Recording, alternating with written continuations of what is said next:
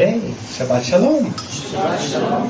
And Shabbat Shalom to those who will hear this message later. What a great week. What a wonderful, wonderful week.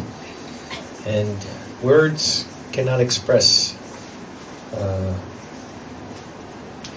how happy I feel to see what Yahweh is doing in our camp and to see us learning and growing. And wow, this is really a great experience. So thank you, Heavenly Father, for that.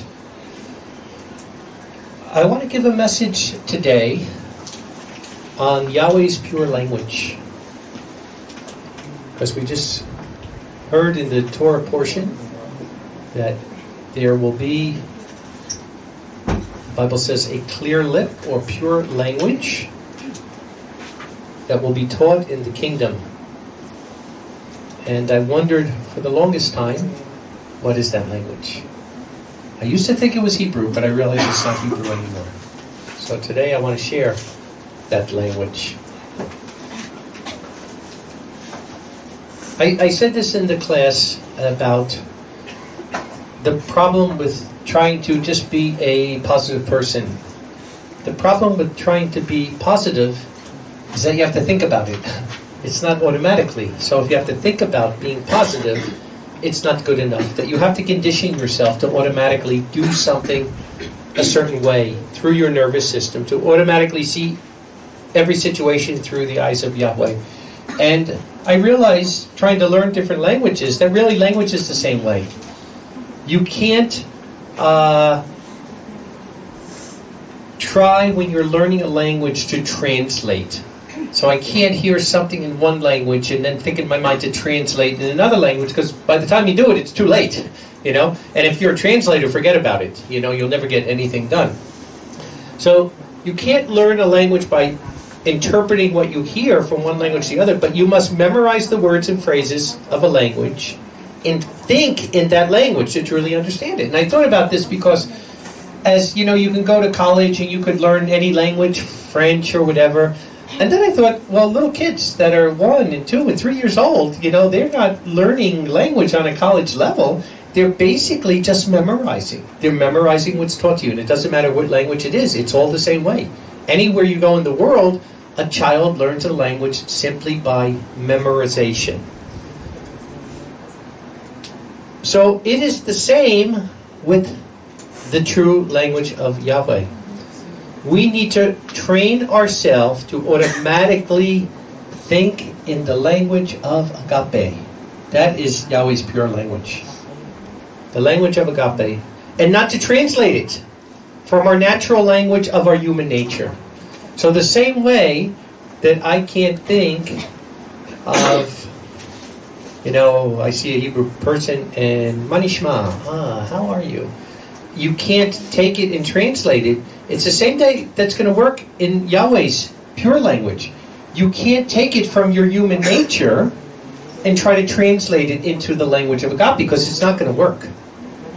It's got to be part of you. You have to make it a part of you. Where the same way, when you know a language, like now, I'm speaking, and my mind is going as fast as my brain, and I'm not sitting here thinking how to say each word or what sentence is going to come out. It just automatically happens. So this is what has to happen. We have to train ourselves to speak Yahweh's language. We have to train ourselves to have it as part of us, part of our nervous system, part of our breath, part of our life. That when any situation comes up and you have to speak it, it's not going to be a thing where you're going to think about it. You're not going to think, well, how do I say this in Yahweh's language? It'll just be automatic, the same as is with any other language. So we know that if you look at the word love in Scripture, there's basically 3 types of love. One is a romantic love, the way a man and a woman, they come together and they get married. One is a friendship type love, right? The congregation of Philadelphia that we're trying to be like. That's a friendship type love. But the third type of love, the agape, that I'm going to talk about today, Yahweh's language, it's literally His language, is an unconditional love. It's a love that in your human flesh, without the Holy Spirit, you can't even understand it.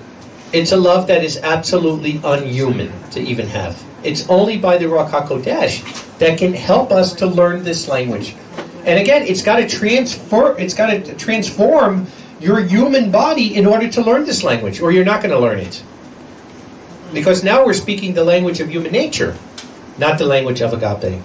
So 1 John 4, and 7 and 8 says, Beloved, let us love one another, because love is of Yahweh, and everyone who loves has been generated from Elohim and knows Elohim. The one who does not love has not known Elohim, because Yahweh is love. Yahweh is agape. So it's not just an emotion that he has. That is literally what he has manifested in. So when you look at what makes the Father and the Son Ikad, it's the Ruach. And that Ruach is what makes him love. It's a Ruach of love. It literally is what he is. It's not just what he exhibits. It's not an emotion that he does. It's what he is. So anything he does, any action he does, any judgment he does, anything that he does is in agape. From the creating of the earth to everything we see in the Bible to the great kingdom that's coming. Because that's just what he is. Yahweh is love, and that is what his spirit is made up of. Every word he speaks, every action he takes, every thought he makes automatically comes from his spirit or his mind of agape. And that's why we never have to question it. Because his motive or his action will never be anything but agape. Psalm 19, 7 and 8 says, The Torah of Yahweh is perfect, converting the soul. The testimony of Yahweh is sure, making the wise simple. The precepts of Yahweh are right, rejoicing the heart. The commandments of Yahweh are clear, giving light to the eyes, right? So that's why, how can his Torah ever be done away with? Because the Torah is part of his character. It's a Torah of agape. Every law is made from Yahweh's character and his language of agape. Yahweh's language is not Hebrew or Aramaic or in any form of spoken language. Right? Spoken language is inanimate. But Yahweh's language is not. It is a language in faith, in deed, in righteousness, and truth. So that's what his language is. A language of faith, in deed, in righteousness, and truth. 1 John 3, verse 16. 1 John 3 and verse 16 says, By this we have known his love toward us, his agape, because that one laid down his life for us, and on behalf of the brethren we ought to lay down our lives. But whoever has worldly possessions and sees his brother in need and shuts up his mercy on him, how is the agape of Elohim in him? My little children, let us not love in word or tongue, but in deed and in truth. So if we are speaking this language of agape, this would never happen. We would never, if automatically it would be, I have two coats, my brother has none, give him one.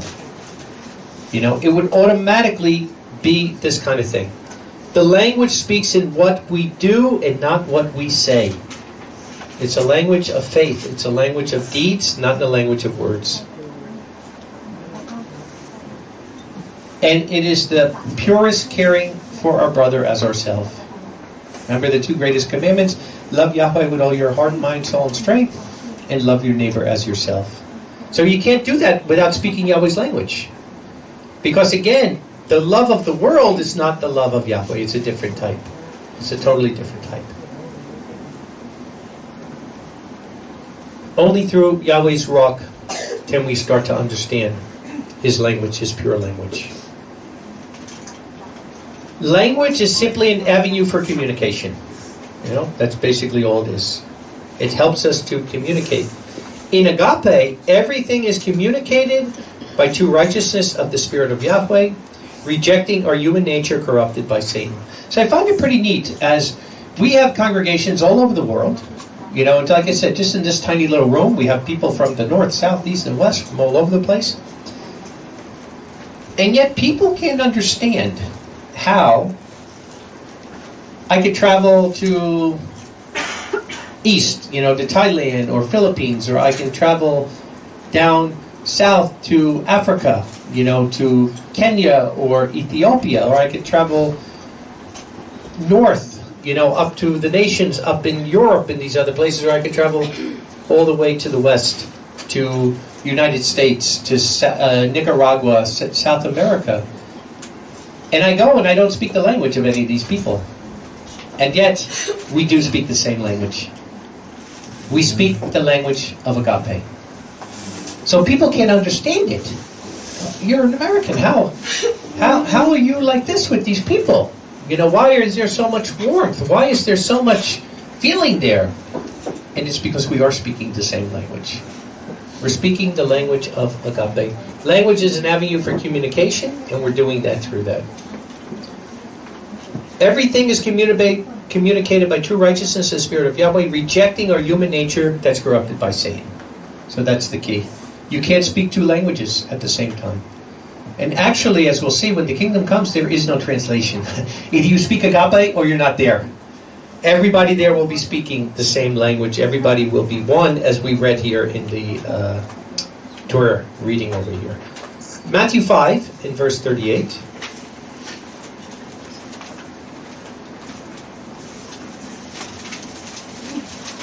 And Yeshua actually taught this language to his disciples. And it's a very unconventional language. It doesn't have the syntax and the rules like you see with normal languages, but it has more power than any spoken language in the world. So here Yeshua is teaching this language. Matthew 5, starting in verse 38, he says, "You have heard that it was said, an eye for an eye and a tooth for a tooth. But I say to you, do not stand against the evil, but whoever strikes you on the right cheek, turn the other to him also. And to him desiring to sue you and take your coat, allow him also to have the cloak. And whoever shall compel you to go 1 mile, go with him 2 miles. He asking you to give, and he wishing to borrow from you, do not turn away. You have heard that it was said, you shall love your neighbor and hate your enemy. But I say to you, love your enemies, bless those cursing you, do well to those hating you, and pray for those who take you by force and persecute you, so that you may become sons of your Father in heaven. Because he causes the sun to rise on the evil and the good, and he sends rain on the just and the unjust. For if you love those loving you, what reward do you have? Do not even the tax collectors do the same? And if you only greet your brothers, what exceptional thing do you do? Do not the tax collectors do the same? Therefore you become perfect, complete, even as your Father in heaven is complete. Right? So this is why he's trying to teach us his language. Because you can't become like him unless you know his language. How many people are you very close with? How many people can you have a great relationship with? How many people do you have a wonderful conversation with if you can't speak the language with? So if we're going to communicate with him, we have to learn the language that he speaks. We have to learn the language that he speaks. The language of agape. To become like him, to think like him, to feel like him, to love like him. Luke 23 and verse 13. Luke 23 and verse 13.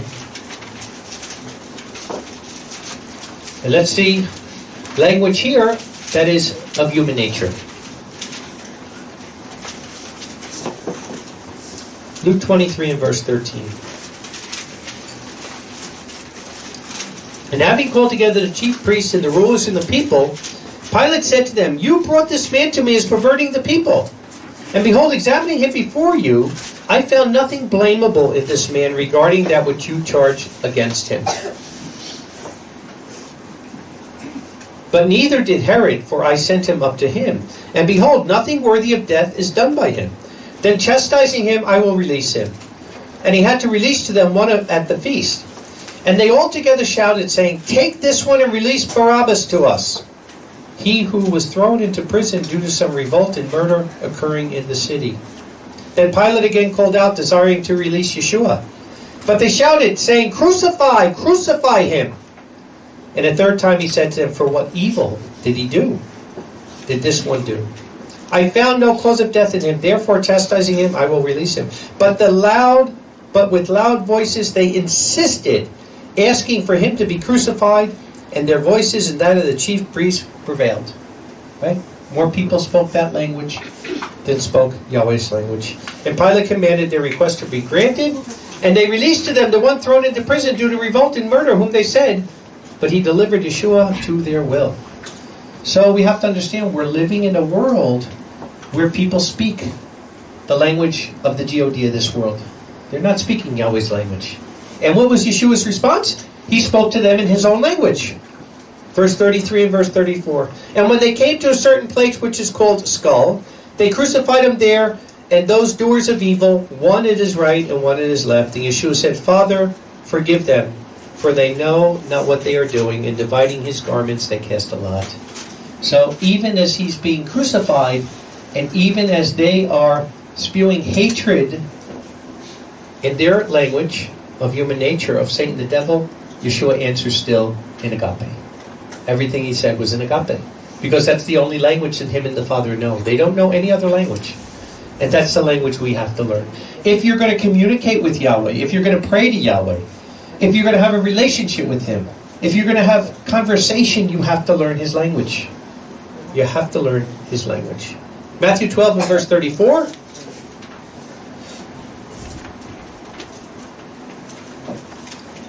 It says, generation of vipers, how can you, being evil, speak good things? Right? Because they're speaking Satan's language, human nature. For out of the abundance of the heart, the mouth speaks. Out of the abundance of the heart, the mouth speaks. What is our language? Is our language human nature, or is our language agape?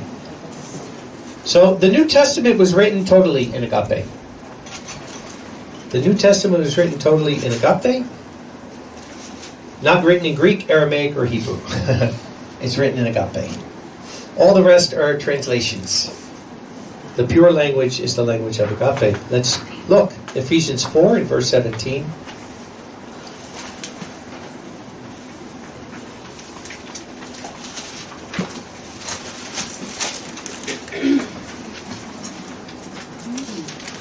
Ephesians 4 and verse 17. And we will read it in the original agape. Therefore I say to you and testify in Yahweh that you no longer walk even as the rest of the nations walk in vanity of their mind, having been darkened by their intellect, being alienated from the life of Elohim, because they have no knowledge, which is because of the hardness of their heart, who having cast off all feeling, surrendered themselves up to lust, right? Not to agape, not to the Spirit of Yahweh, but they surrendered themselves up to lust. And to the practice of all uncleanness with a desire for more and more, right? That's the language of human nature. But that is not what you have been taught in Messiah. If indeed you heard him and were taught in him as the truth is in Yeshua, lay aside all former practices and put off the old man. Stop speaking the old language, having been degenerated with deceitful lust, and be renewed in the spirit of your mind. We'll be going over this in the class this week.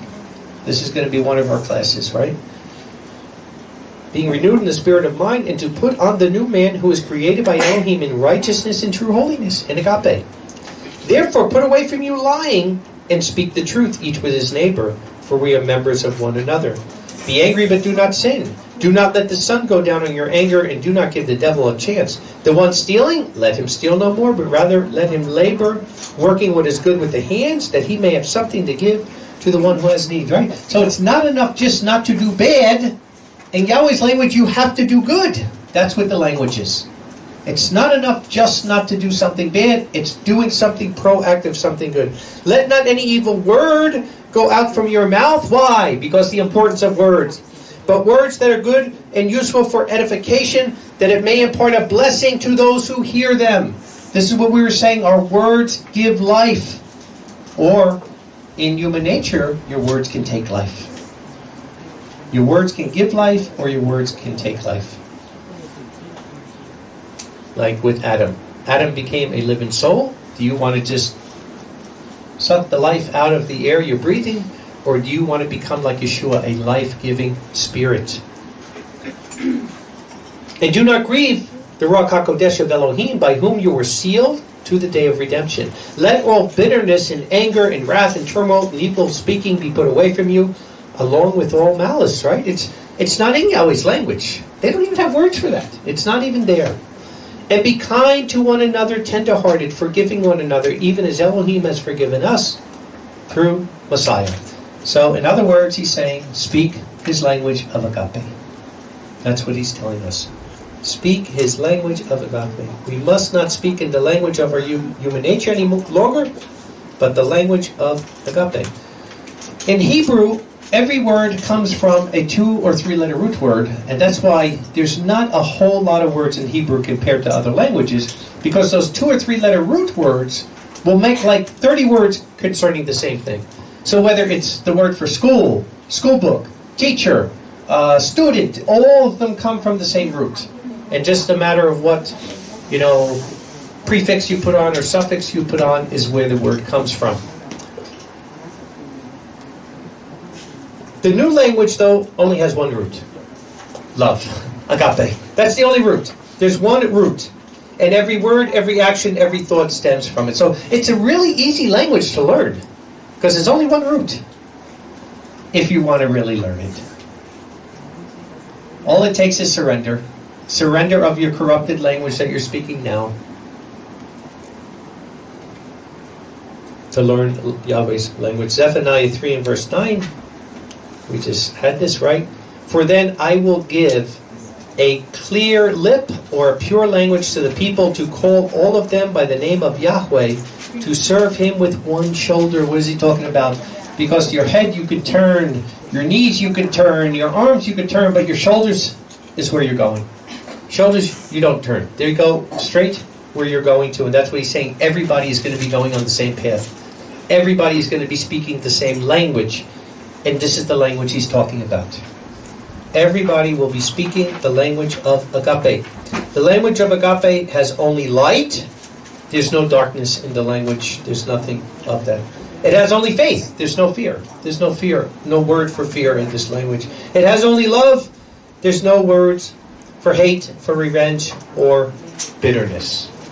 So this is the language we have to learn. And I want to go over what we went over in our class for a couple of minutes for the benefit of the brethren who were not here with us.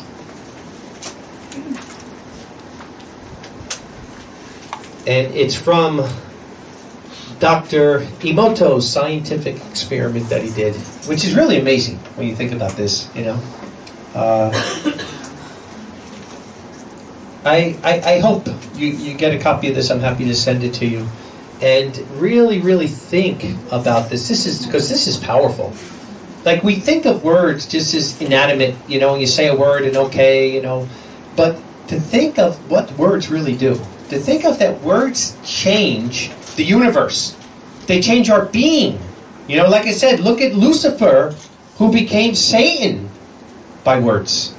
He went from the light giver, this beautiful creature, into this ugly, ugly gargoyle thing, because of words. Because the thought becomes a word, the word becomes an action, and then we give that. So, what was Dr. Emoto's scientific experiment? Revealing the astonishing response of water to positive words. So, what he did was, he took water and crystallized it, froze it, and by taking a container of water like this and putting on it the word love or the word thank you, the water comes out in beautiful crystals. How beautiful it is.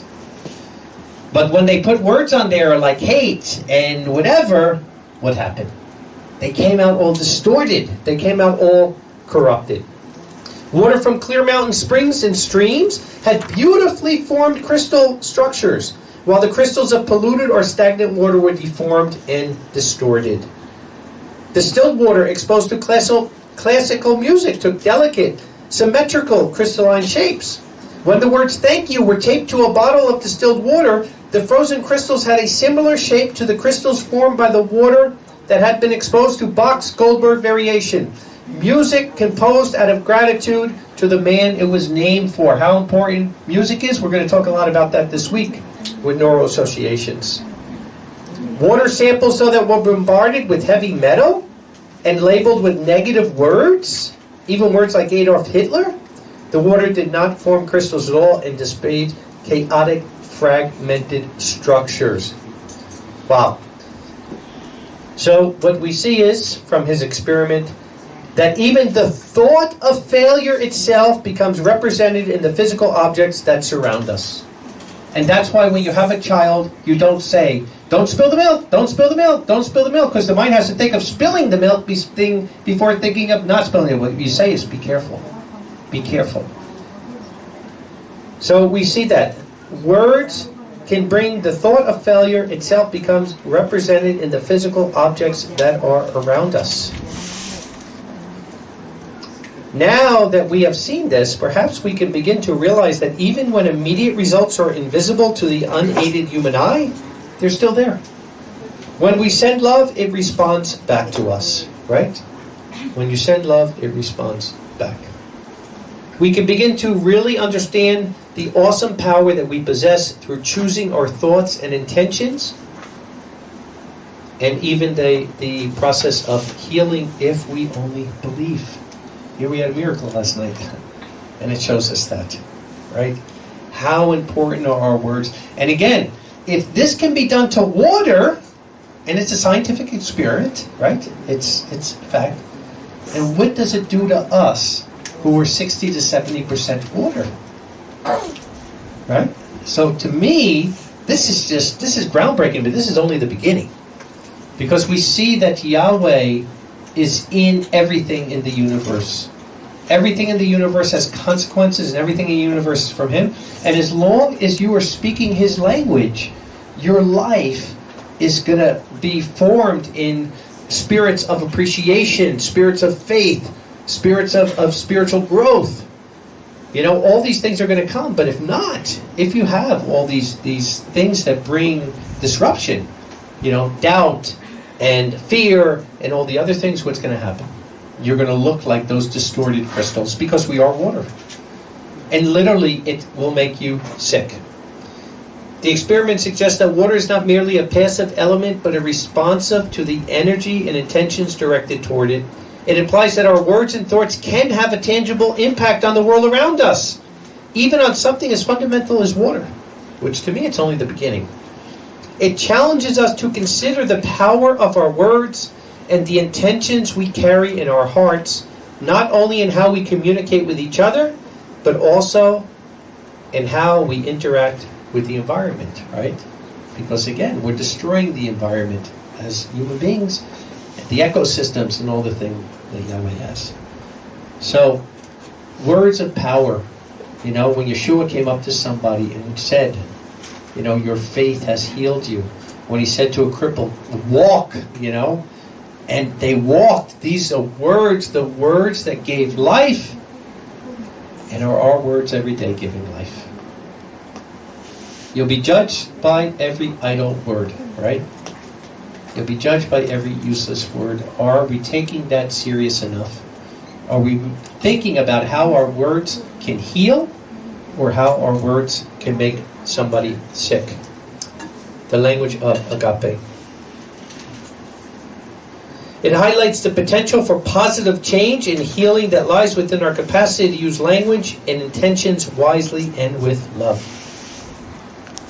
So as we reflect on this experiment, it encourages us to cultivate a greater awareness of the energy we project into the world and the impact it can have on interconnected web of life.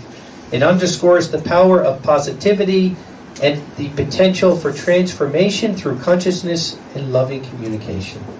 So every word we give is either giving life or taking life. Are we thinking about that? Are we thinking about it daily? Are we thinking about, because we're not just another human being. We are human beings that have the Spirit of Yahweh in us. And He has given us the power to change this world. That's what we're going to be doing when He returns. We're going to be kings and priests. So are we developing into that?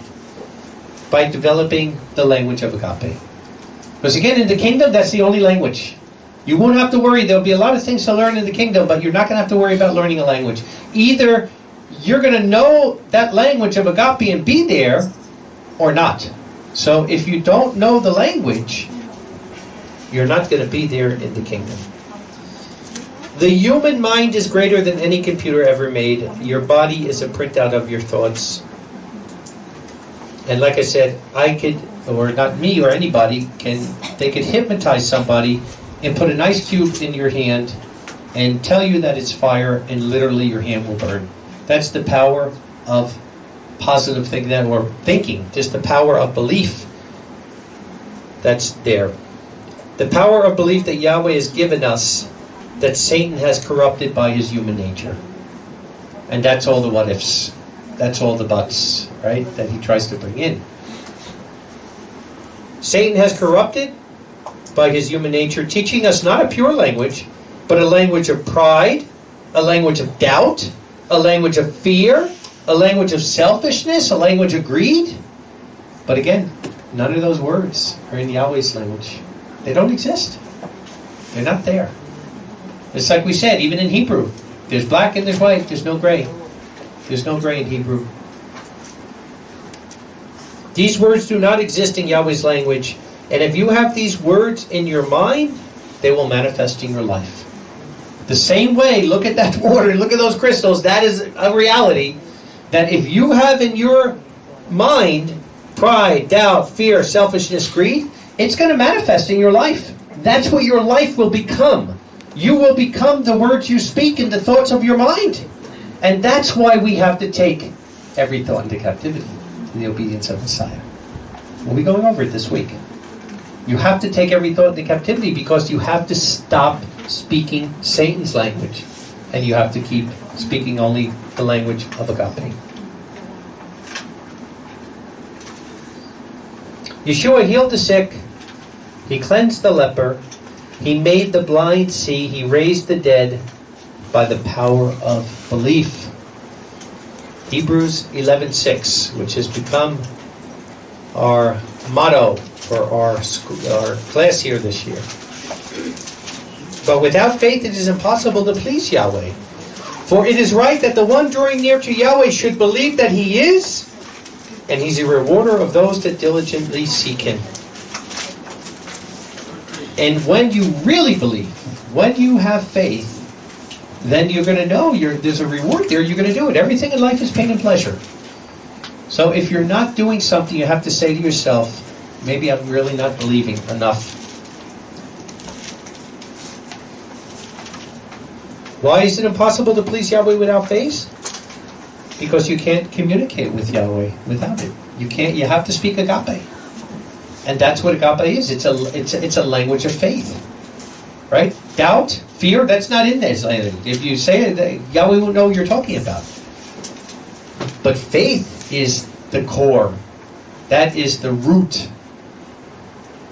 in that language. So it's impossible to please him without it because you can't communicate. You can't speak his language without it. Luke 8 in verse 43.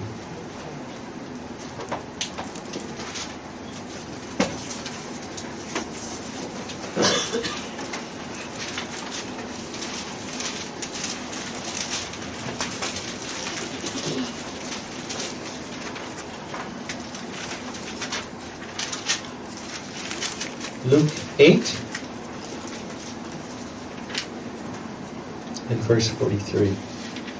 And a woman being in a flow of blood from 12 years, who had spent her whole living on physicians and could not be cured by anyone. So it's pretty interesting, right? Not that she just had this for 12 years, but spent all her money on physicians. And couldn't be cured. Nobody could cure her. And coming up behind, she